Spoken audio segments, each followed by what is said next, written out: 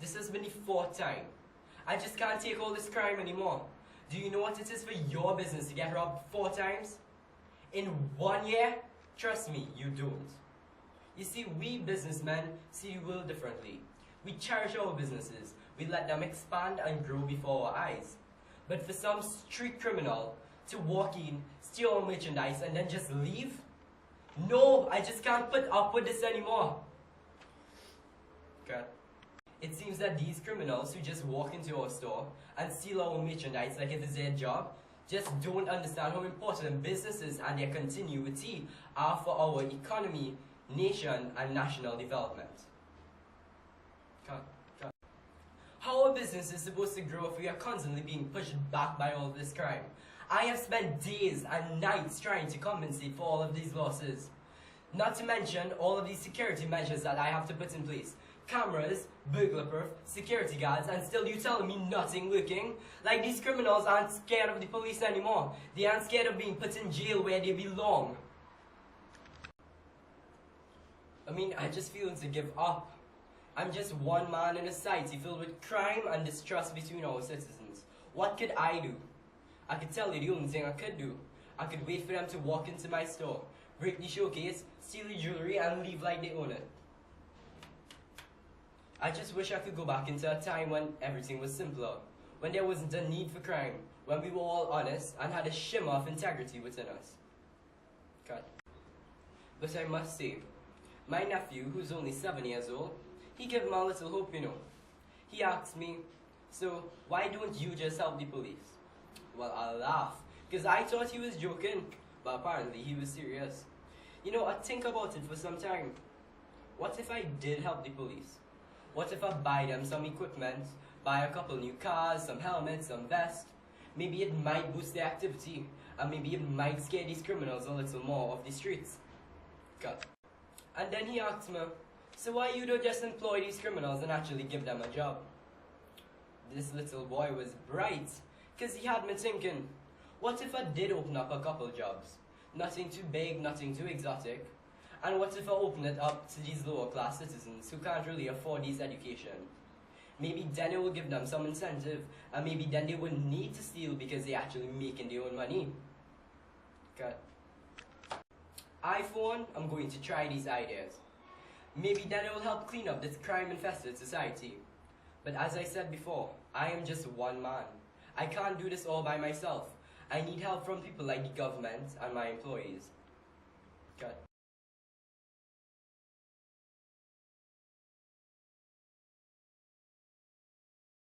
So I was a cashier, and the second day of my first job, I was working at this fancy Chinese restaurant. And me and my co-workers in the back behind the counter talking normal, we vibes in. But like just so this man in all black and something on his face open the door and walk in. And see something in my head going off because when I see a man in all black, it's be like, okay. But this man walked in the counter. He can't see his face because he was stuck in open. And he passed all the customers straight. And see me getting scared. Because me never see this in my life before. But I just there waiting for the man to ask something.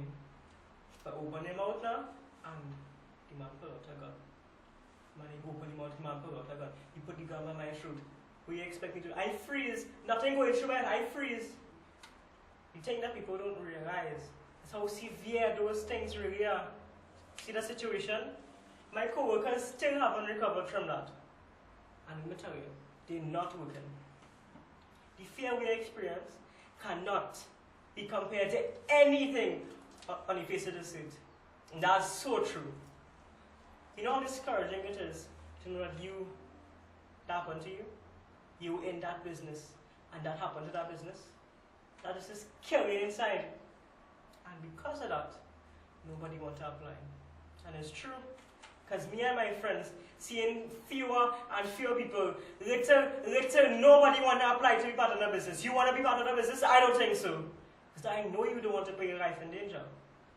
Because the reality is that every time you walk through those doors, there's a chance, a small chance, a big chance that you can't walk out. Action. The business that I work in right now, has just 8 people. I know for a fact, and you know for a fact, that a business can't work with just 8 people. You need 20 persons to make an effective business, to run it, to work it. How are we supposed to be productive, to grow as a country, as a nation, when people can't leave their homes out of fear? Out of what? Fear! The owners say, are they paying too much for crime prevention, for security for us, and we not even feeling safe? But where the money going? But I don't care about the money. I care about myself, my co-workers, my friends. We not feeling safe. If we go there, we go dead. I don't want to dead. I love my life. I hate crime. I'm tired of crime. We had up at gunpoint 7 times. I've taken a toll on my soul. I don't like this. I'm tired. I want it to stop. Stop crime. And I, a cashier in some restaurant, can't do that by myself. I need you. I need all of us to unite, come together, stop crime, because I don't like it. And if you like it, something wrong. Because crime is not good for nobody.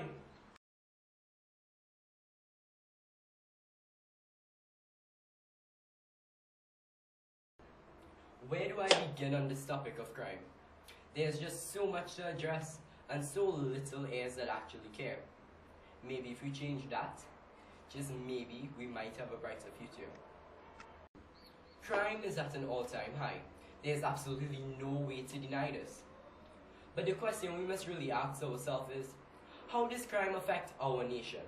How does it affect our growth and development? How does crime affect our productivity? To this very day, the second largest part of our government budget is related to crime. Money wasted on cameras and jails. So much money has been wasted on people who cannot adhere to the rules of society. Is it fair? Is it really fair that us, the government, must drain our resources on these petty matters? Instead, this kind of money could be used to better our country and better stuff like education, constructions, make more job openings that would actually let our nation grow. The point where we, the government, have been continuously trying and failing is in stopping these crimes. We have tried more police, increased penalties and laws, even go into the contemplation of a reintroduction of the death penalty. But these criminals, they just aren't afraid anymore. Though I have so many solutions in my head, I am but one man and I cannot change society, but I ask that you lend me your ears. Okay. I propose that we stop going after loose ends in the chain of crime. Instead of going people who do drugs on the street, let's go after their distributors. If we terminate a problem at its source, maybe then there will be less infection to be spread. Weaponry is also a large component in the life of crime.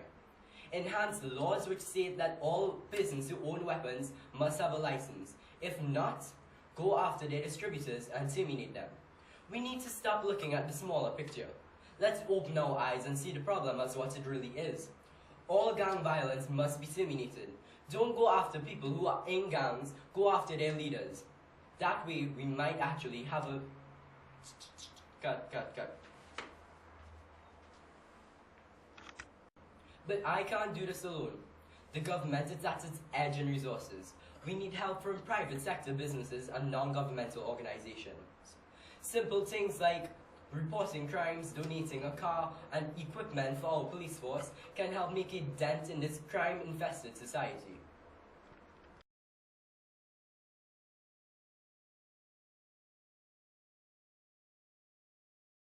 Why is it that we allow our children to roam the streets tonight with weapons and drugs? Is it really bad parenting?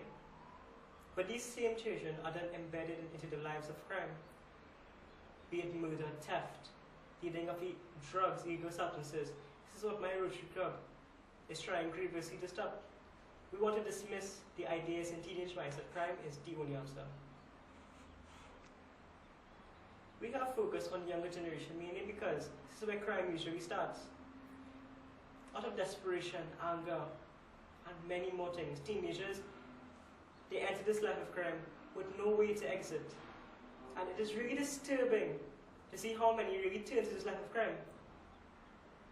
Many of these things which drive them to do it are bad parenting, the lack of basic skills, education, and rejection.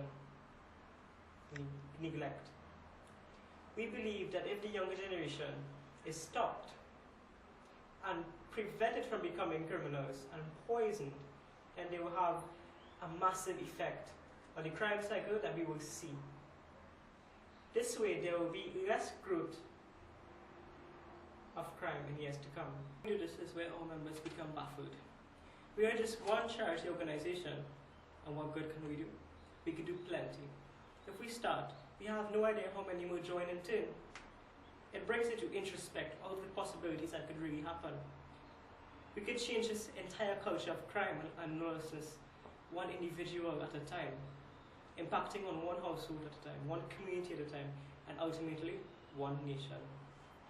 Firstly, since we are looking at teens, we decided to hold seminars for schools. We believe that if someone goes in and genuinely, sincerely talks to the children about life, spirituality, and integrity, they may have a lasting effect.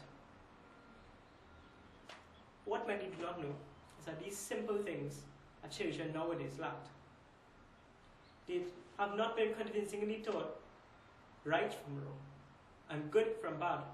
But we believe that along with spiritual guidance, we can turn their minds, train it, nurture it, and show them how society should really be. We will set examples and they in turn will follow. The ideas of youth centers and hotlines came up. The places where troubled teens could have someone or some place to go if they're in a conflict. These centers will have other youths, and we will conduct daily seminars and even give free therapy if needed. We believe that children, understand that there are others out there who experience situations just like they do. They would feel a sense of belonging rather than being an outcast and neglected. But we can't do this alone. We are a non-profit organization.